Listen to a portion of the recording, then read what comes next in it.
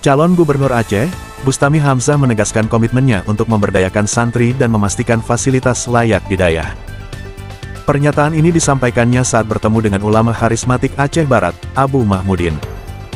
Pada Rabu tanggal 9 Oktober Bustami Hamzah mengunjungi kediaman Abu Mahmudin di Desa Menasah Rayek, Kecamatan Kawai 16 Aceh Barat.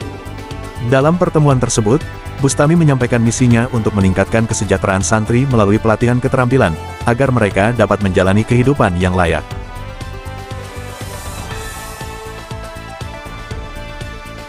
Bustami menekankan pentingnya memenuhi standar kelayakan di semua fasilitas dayah dan pesantren, agar menciptakan lingkungan belajar yang nyaman.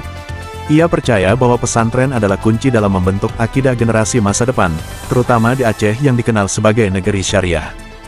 Di sisi lain, pimpinan Dayah Serambi Aceh, Abu Mahmudin menyatakan bahwa tujuan Bustami sejalan dengan harapan para ulama di Aceh.